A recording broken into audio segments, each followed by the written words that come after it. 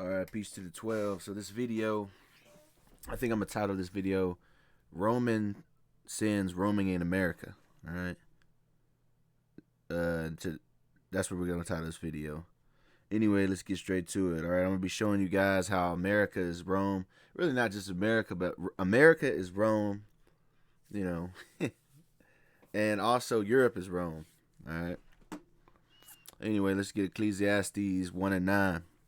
The thing that hath been, it is that which shall be, and that which is done is that which shall be done, and there is no new thing under the sun. All right, and that's true. But when first of all, let me correct myself. This video is not going to be an in-depth breakdown on how Rome and Europe and America are all related, closely. That's not going to be. I'll do another video on that for another day. This is going to be tackling one of the major sins that is administrated and exercised that were exercised in Rome, and now they're also going to be in America. That's what this video is going to be about. All right, and this topic is going to be lust based. Right. So enough of my rambling.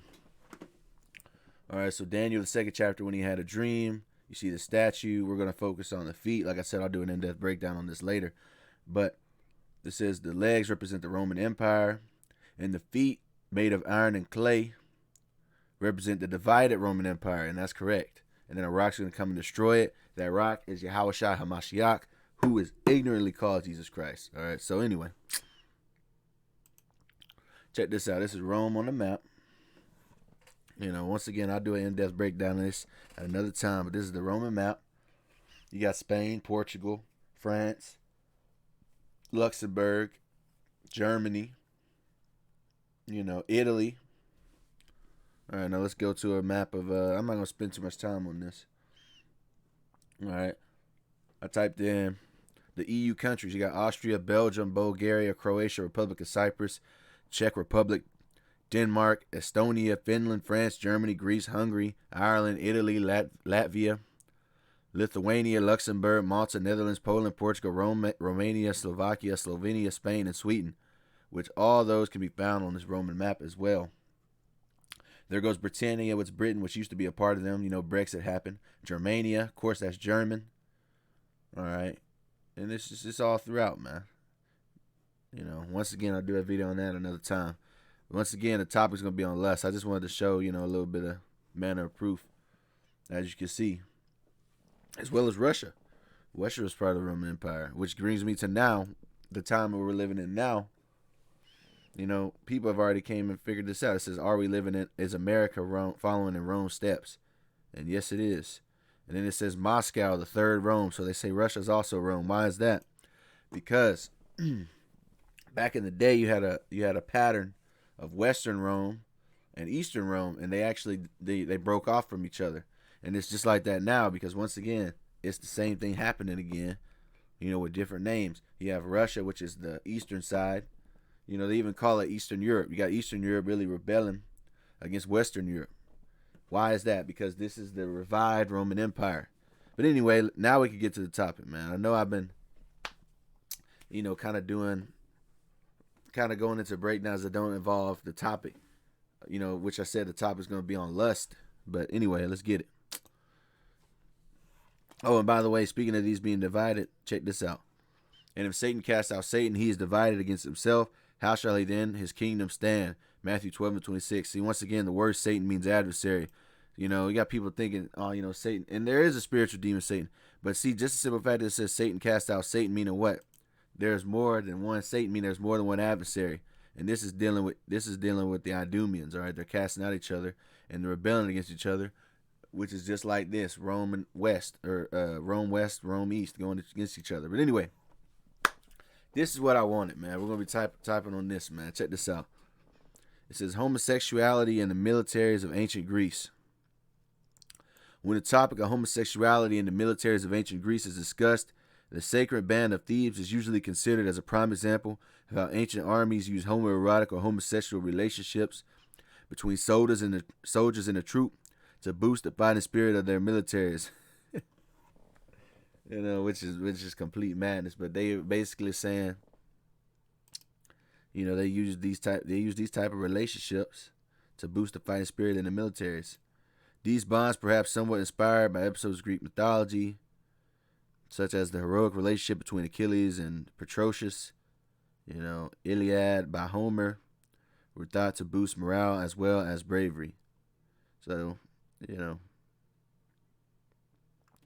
and I just wanted to get this too. Greek city-states. Homosexuality among males in the militaries and warriors of ancient Greek city-states was documented by many historians throughout the age. However, the importance of them as establishing in military formations varied. The relationships themselves were widespread. Yeah, blah, blah, blah. I ain't going to read the whole article. Point is, as you can see, homosexuality was running rampant in the Greek military. Why am I bringing this up? Let's check out the American military. Right?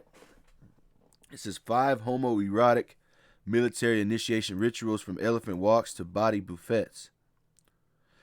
And this article says it's hardly surprising that the U.S. has such homoerotic military rituals. He even used the word rituals. For one, the military is an intensely homoerotic place.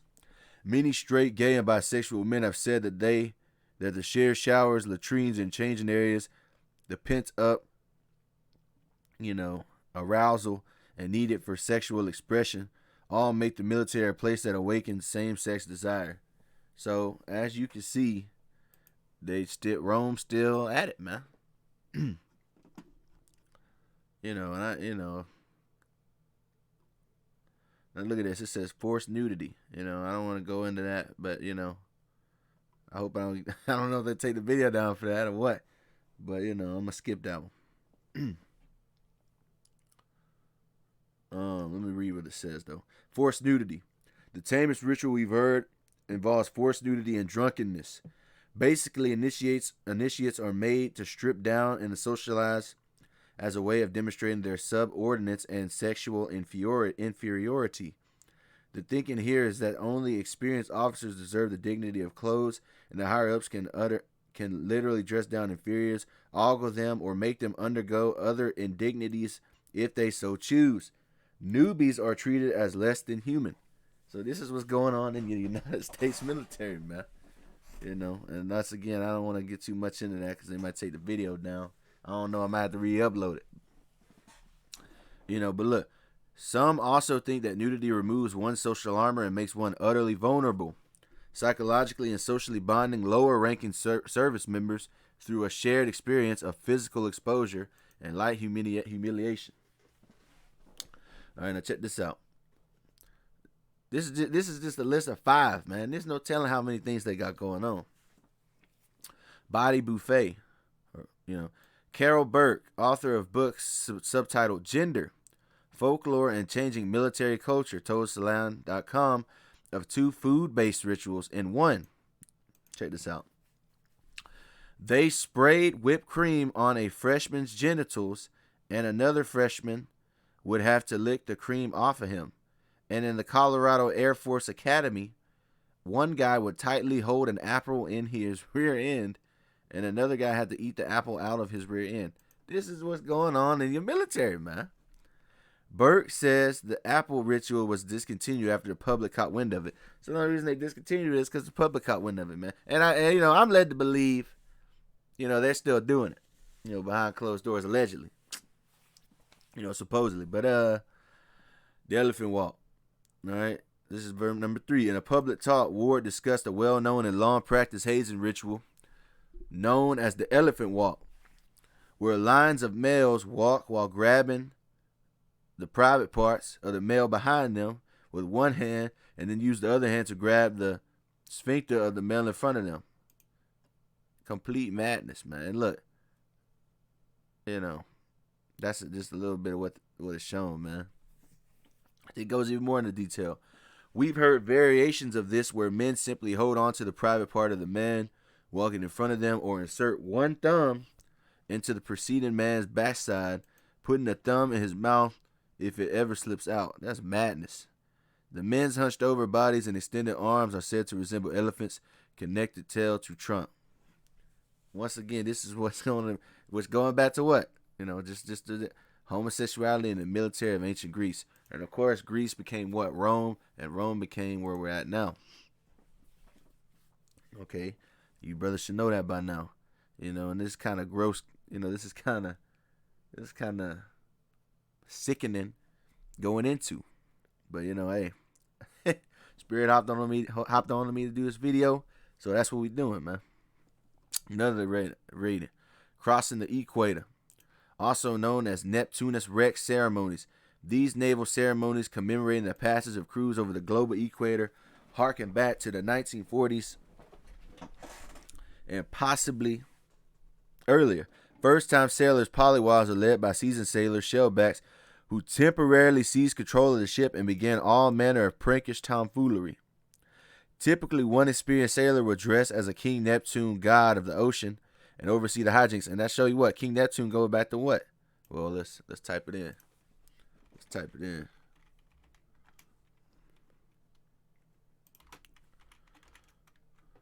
Salaki. See? King Neptune. Poseidon.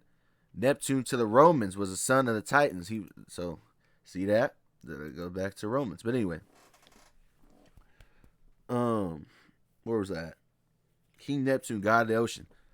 And false god, of course. Oversee the hijinks led by the older sailors, which can include stripping down and shaving sailors, forcing naked polywalls to run a gauntlet of abuse, public-style kangaroo courts with sexual interrogations. Now, let me read that again. Public-style kangaroo courts with sexual interrogations, nude physical examinations, and something called kissing the royal belly or royal baby. The ritual calls for initiates to kneel before a senior member of the crew who wears a mock diaper. This baby usually has a huge stomach covered with greasy materials ranging from cooking oil to mustard, shaving cream, eggs, and oysters. Junior sailors must lick the baby's navel area. Madness. While the baby grabs and shakes their head to better smear the goo onto the faces, man. This is what's going on, man. Like I said, the title of this video is Roman Sins, Roman in America. All right, it's the last one, man. Spankings, floggings, and forcible sodomy. There's a thin, perhaps non-existent line between these homoerotic military rituals and hazing. See, which that's going to go to where we're going later. So there's no difference between military rituals and hazing, which is what they do in fraternities, right? Sexual assault and grape. Because I can't say the real word. While we've heard about paddling the exposed buttocks of new recruits, we've also heard of simulating anal intercourse between members of horseplay, way of establishing dominance and humiliating newcomers. These rituals can bleed over into hazing and assault, particularly when they involve actual bodily harm and physical insertion. Sadly, male recruits are less likely to recognize and report such incidents as grape because the assaults are more about power than sexual gratification, and because reporting such incidents can get one branded as a crybaby and an outsider. So people don't talk about it because it's so well known that they don't want to talk about it because they'll be ostracized. So that's what's going on in your military, man. Which leads back to this right here. We just went over it. The homosexuality in the militaries of ancient Greece, which later became Rome, of course. And there are other things too, as well as pederasty, which is man, quote unquote, man boy love. Okay, I did a video. What was it called, man? It might have been my last video where I kind of went into that. It was, I think the video was called "Defining a Devil," I believe. So you brothers can check that one out. And I went into all these different rituals that they did back in the day, man, as well as the defining a devil. That's what it's called, defining the devil, if I didn't say that already. All right, now this is the Sacred Band of Thebes. Check this out. The Sacred Band of Thebes was a troop of select soldiers consisting of 150 pairs of male lovers, which formed the elite force of the Theban army in the 4th century BC, ending Spartan domination. Its predominance began with its crucial role in the Battle of Leuctra. All right, so once again, 150 pair of male lovers, man, in what? The Greek military. Once again, Greece became Rome. You should know that. All right. And then, of course, this is homosexuality in ancient Greece. All right. Said, in classic antiquity, writers such as Herodotus, Plato, Xenophon, Athenaeus, and many others explored aspects of homosexuality in Greek society. The most widespread and social significant form of the same-sex sexual relations in ancient Greece amongst elite circles was between adult men and pubescent or adolescent boys. See that? Known as pederasty. All right. Marriages in ancient Greece between men and women were also age structured, with men in their 30s commonly taking wives in their early teens. Nevertheless, homosexuality and its practices were still widespread, as a certain city-states allowed it, while others were ambiguous or prohibited it. You know, you guys can look this up on your own, but that's a picture of them doing that. You know, I ain't finna go into this again. I already went into this in the video I did already. Now, of course, you know what the Bible thinks, this is a Bible channel, of course. This is a Bible channel meant for the 12 tribes of Israel scattered abroad, man. All right, but anyway, let's see here. Let's read a couple scriptures. John 15:18 to 21. If the world hates you, know that it has hated me before it hated you. If you were of the world would love you as its own, because you are not of the world, but I chose you out of the world. Therefore the world hates you. Remember the word that I said to you, a servant is not greater than his master. If they persecuted me, they will also persecute you. If they kept my word, they will also keep yours. But all these things they will do to you on account of my name, because they do not know him who sent me. And this is what? This is when we cry loud and spare it not. This is when the men of the Lord come out here and tell you what is prohibited in the scriptures, man. All right? And the world don't like that, man. The world don't like that. Because that's just like the Lord said, if you were of the world, they would love you, man. You know, everybody loves going to these fraternal organizations and parties and frat parties and, you know, doing drugs and getting drunk and, etc. Everybody loves that, man. The world loves doing that.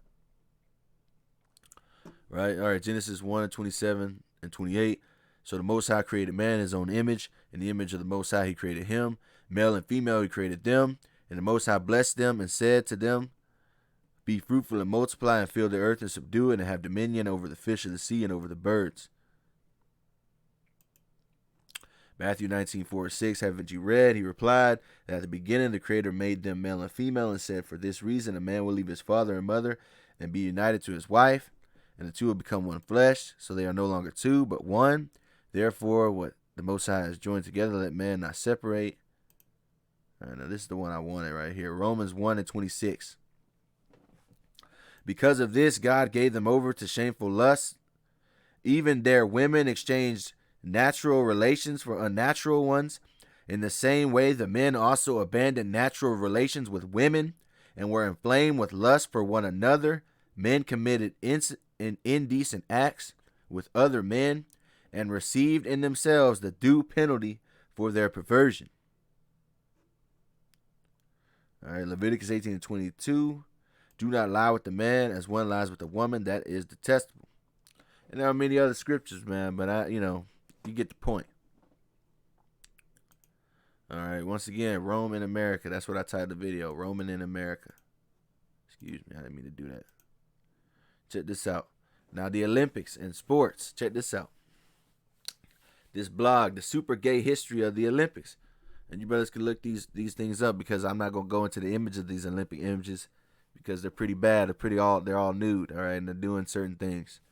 But look, I hate to break it to you, Vlad, you made a poor choice of venue for this one, because the Olympics are really, really gay. I'm not talking figure skating or the two-man luge. I'm talking about the great Olympics of the ancient Greeks. All right. Where are we at?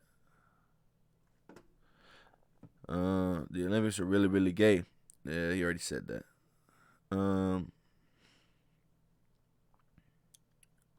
The athletes, all male, oiled up, totally in the nude. Fun fact, we get our word gym from gymnos, which means naked. All right. Let's see what else we got here. It says the Greeks found athletics sexy. How do we know? Take a look at the vases. Portraits of athletes range from stately art to strictly NSFW. That's what I meant. I wasn't going to be showing you brothers any pictures, but you, you know, you can take my word for it and you can look it up on your own. There's one in particular, young athlete, older coach. There's a sponge and oil scraper in the background, placing them squarely in the locker room. And coach, well, his toga is open, and he's pulling for the win. Look at this, man. It is devoted to portraits of young athletes possibly commissioned by their male lovers with a single word, kalos, which means beautiful. They mentioned the Thebes already. Many gyms proudly boasted a statue of the god Eros. Eros being the god of classical sexy time. That god would stand right beside a statue of Hercules, the patron of athletes.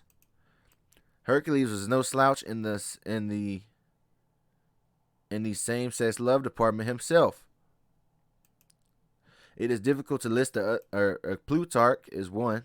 It is difficult to list the other male loves of Heracles, because of their great number.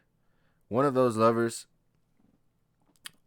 Iolaus, even had athletic games of his own in Thebes declared in his honor. You know, I mean, you see what I'm saying, man? And this is still going around, man. We're going to get to it. So we're talking about what? Gym. Remember, we're talking about gymnasiums, athletics, right? All right.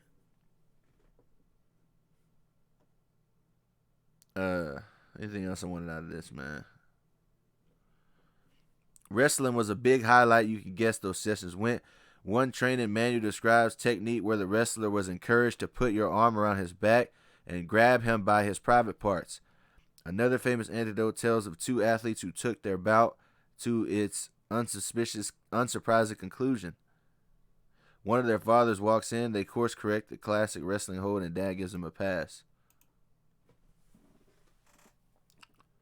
You know, there's so much going on, man. I don't even want to go into the rest of this, you know. But this is what is going on, man. Look at this. The college hazing that changed my life. And this is what? Them wrestling, like I just pointed out. Let's see here, man. Let's see. I ain't gonna go into this whole article. He said some things that I want to go into. Bear with me.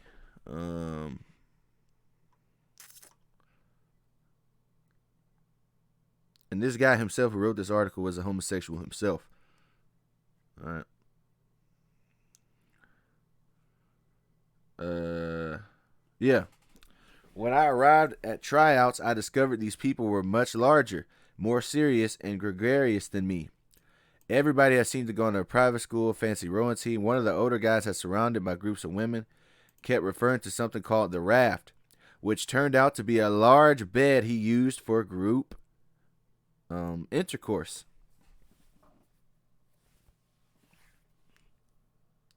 All right. He would put, let's read it again. Claimed to be a former Abercrombie and Fitch model and the son of Dutch ambassador. He would put rubbing alcohol on the blisters to show people how manly he was. And about 1 week into the tryouts, he told me to get him a sandwich because there was a hierarchy on the team and he was at the top and I was at the bottom.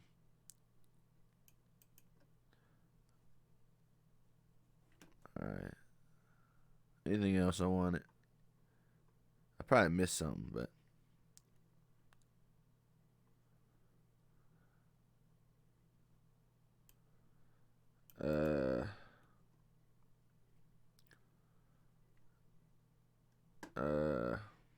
whatever, man.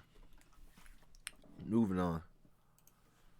Check this out. It says what? The world history of male love. The education of the youth took place in the gymnasium.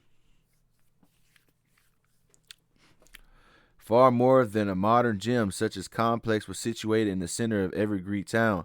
These boys and men spent a large part of their day engaged in physical and intellectual exercise. Let me see what I want. I ain't gonna read the whole thing.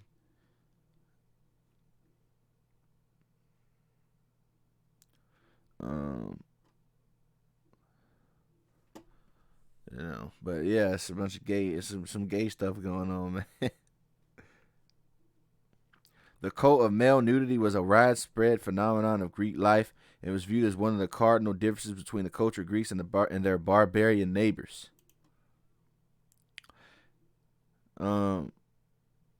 Nudity was practiced not only in the gymnasia but also at the great national competitions. Olympia, Nema, Delphi, Isthmus are religious ceremonies. Yeah. The Gemo, I can't even pronounce that. Festival celebrated with dances and presentation of naked boys. Paradoxically, the Spartan authorities tried to use the dances as a reward for those fighting the decrease in population that their state was stricken with only married men were allowed as spectators. Alright, I ain't gonna go too much into this. You brothers can look this stuff up on your own.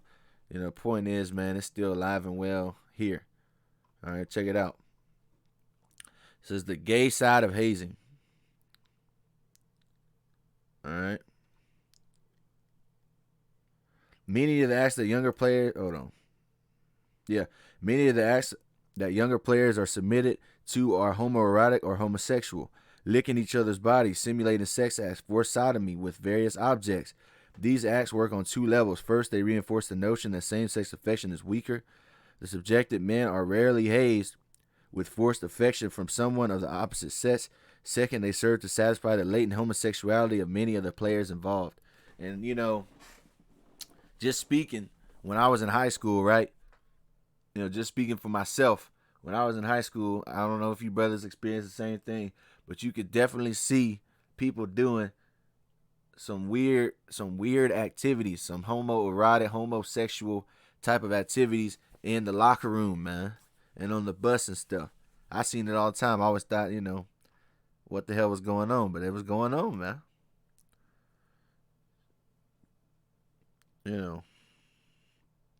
Anyway, I ain't gonna go too much into this. Oh, I wanted to get something. Salakia. Let me see if I can find it again. Let me see if I can find it.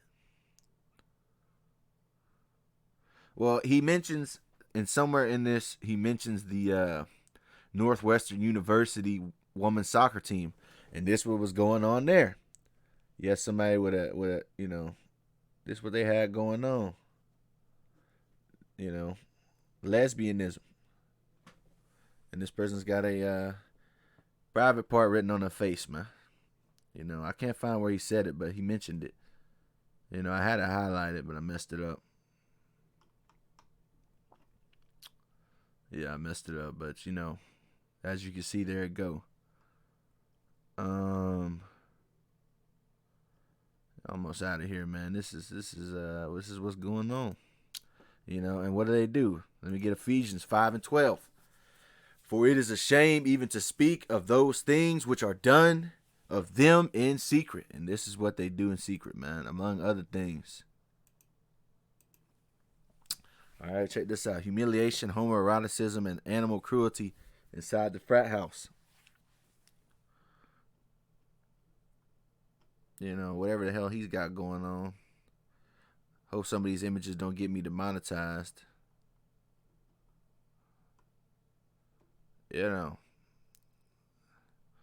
People fighting dogs and all kind of stuff, man. Madness. But anyway, a couple more slides. And look, what are the fraternities called? What? Greek fraternities. Fraternities and sororities. Keeping the practices of Greece alive and well. Still keeping these practices alive and well, man. All right, but anyway. And I seen this thing. I was watching some streamer or whatever, random stuff pops up on my phone, and somebody typed in something called a soggy biscuit. So I was like, what the hell is that? And check this out. A soggy biscuit. A supposed game where men, I can't say the word, but you see it. They jack each other in a circle, ejaculating onto a biscuit or cookie or other food, with the last person forced to eat the biscuit. The last person, get off is forced to eat the biscuit. Now check this out. It is associated mainly with all male hazing in environments like boarding schools and military training. So that's what they got going on, man. All type of madness.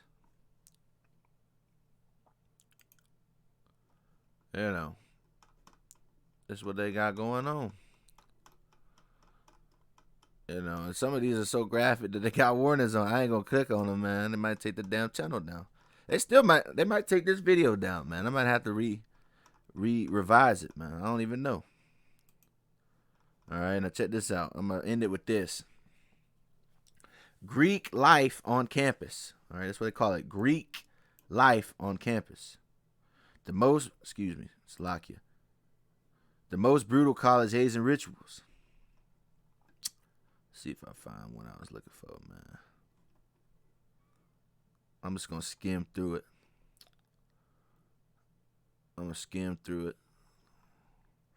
Violated by a Sharpie marker.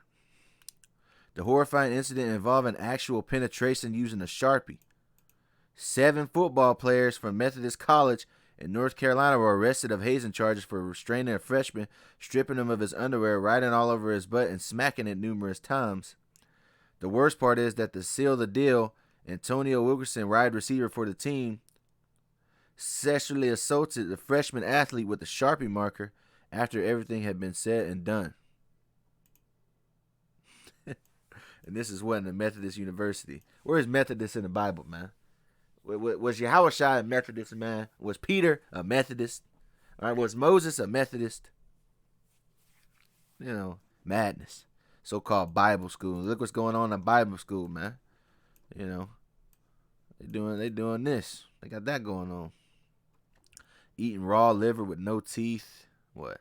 Paddling, worse than it sounds, right? Hold on, man. It's madness, man. Madness. Sorority girls hitting each other, saying it's gonna boost their bond. The elephant walk, we went over that. A group of males walking a straight line, each person putting one thumb in their mouth and the other thumb inside of the backside of the male in front of them. A group of males walking a straight line, holding the erect phallus of the males behind in front of them. Madness. A group of males walking straight line, holding on to the erect phallus of the males behind them while putting one thumb. I already said that. I don't know why it said that twice. So that's what's going on, man. There's more to the list. I ain't going to go into that, man. But that's what's going on, man. And that goes back to what I said. The first verse, or the first scripture I brought out. Ecclesiastes 1:9. The thing that hath been is that which shall be, and that which is done is that which shall be done. And there is no new thing under the sun, man. Exactly. And Greece became Rome, and Rome became America, which is the last kingdom. All right, with that, I say peace to the 12. All praises to Yahweh Bashem Yahweh Shai. All right, this is Rob. Repent.